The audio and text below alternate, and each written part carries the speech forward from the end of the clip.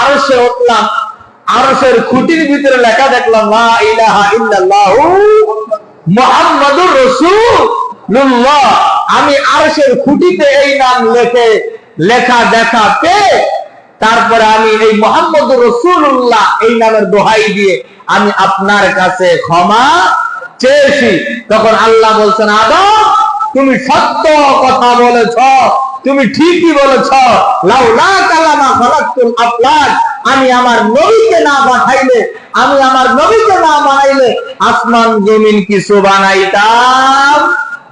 অথচ আল্লাহর পয়গম্বরই আবার বলছেন কাতাবাল্লাহু মাকাদির, আসমান জমিন সৃষ্টির 50,000 বছর আগে আল্লাহ কি নির্ধারণ করেছেন?